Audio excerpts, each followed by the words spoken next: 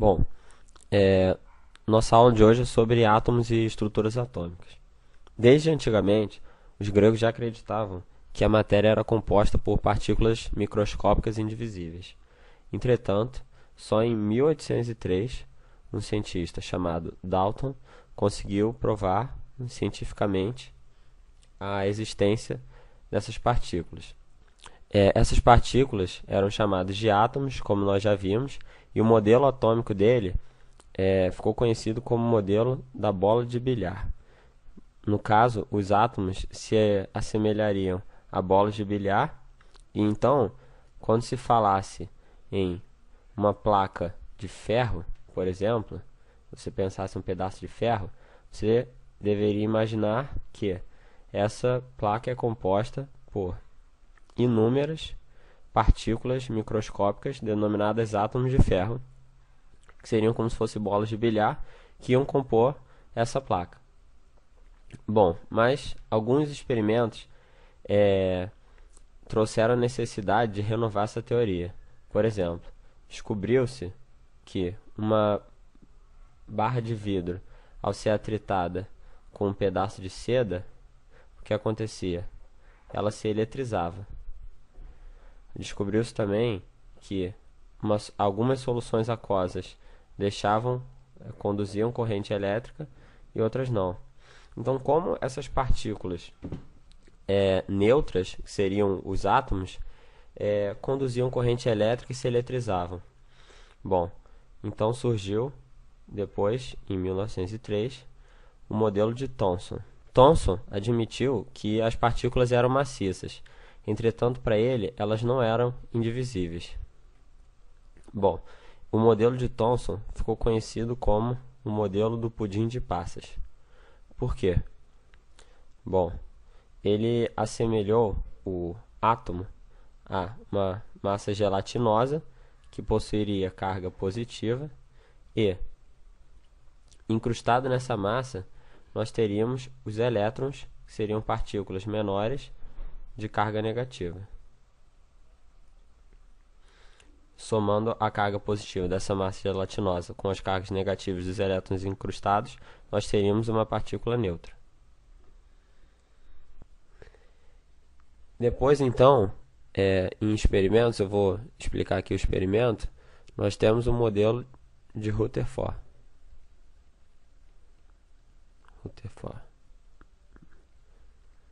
Bom, vou tentar explicar aqui o experimento que ele fez. Ele tinha um canhão que emitia partículas alfa, que são partículas positivas. Bom, ele fez passar essas partículas primeiro por uma placa de chumbo que possuía um orifício, de modo que só ia passar aquela quantidade de partículas naquela espessura. Depois, ele fez esse feixe de partículas alfa atravessar uma placa de ouro muito fina e colocou em volta papel fotográfico, de maneira que ele poderia ver o que ia acontecer com as partículas alfa. Então ele notou que a maioria das partículas atravessava a placa fina de ouro. Entretanto, algumas rebatiam. Então, como ele explicou isso? Bom, ele imaginou o seguinte, que a placa de ouro era formada por várias partículas positivas, de modo que, quando uma partícula alfa viesse, espaçadas, né? Essas partículas espaçadas, elas estariam passando entre essas partículas e por isso atravessavam. Entretanto, algumas passavam próximas e o positivo com o positivo se repelia. Bom, foi isso que ele imaginou. Entretanto, como as partículas deveriam ser neutras, ele imaginou o seguinte, que o átomo então seria composto por um núcleo, que seria a partícula positiva, e em volta dele nós teríamos em várias órbitas circulares os elétrons, que que seriam partículas negativas, elétrons. Repare que isso aqui constitui uma semelhança com o nosso modelo solar, em que o Sol encontra-se no centro e os planetas em volta executando órbitas circulares. Bom, então, em 1913, um cientista chamado Bohr resolveu fazer algumas observações, no caso acréscimos, à teoria de Rutherford. Bom, ele dizia que as órbitas circulares estabelecidas por Rutherford possuíam uma quantidade fixa de energia. Então, os elétrons que se encontrassem naquela órbita, em uma determinada órbita, um elétron não recebia nem cedia energia. Entretanto, ao ser fornecida energia a esse elétron, ele saltaria para uma órbita mais externa. E, ao saltar para uma órbita mais interna, ele cederia uma quantidade de energia, que poderia ser emitida na forma de luz, por exemplo. Essa quantidade fixa que ele emitia ou recebia para trocar de camada e era chamada de quanta de energia. Descobriu-se então que as órbitas circulares se agrupavam em 7 camadas eletrônicas. Cada uma recebeu uma letra como denominação. O, P, Q. E cada camada eletrônica comportava um número máximo de elétrons, que seriam 2 na K, 8, 18 na M, 32, 32, 18 e 8. Essa foi a observação de Bohr, que, agrupada ao modelo de Rutherford, ficou conhecido como o modelo de Rutherford-Bohr. Uma última observação deve ser feita.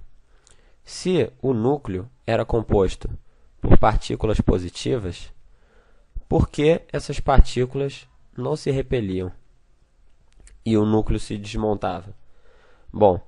Em 1932, um cientista chamado Chadwick descobriu a existência dos nêutrons. O que seriam os nêutrons? Vou escrever aqui. Nêutrons. Nêutrons seriam partículas de carga neutra que isolavam as partículas positivas no núcleo. Então, o núcleo era composto por prótons, que seriam essas partículas positivas, e pelos nêutrons, que evitavam o contato das partículas positivas, assim elas não se repeliam. Então aqui eu fiz um resumo para sintetizar as ideias que foram passadas nessa aula. Primeiro nós vimos o modelo de Dalton, que ficou conhecido como modelo da bola de bilhar, em que o átomo era indivisível e maciço. Depois veio Thomson com o modelo do pudim de passas, em que o átomo era composto por uma parte central gelatinosa de carga positiva, que era divisível e possuía elétrons incrustados de carga negativa.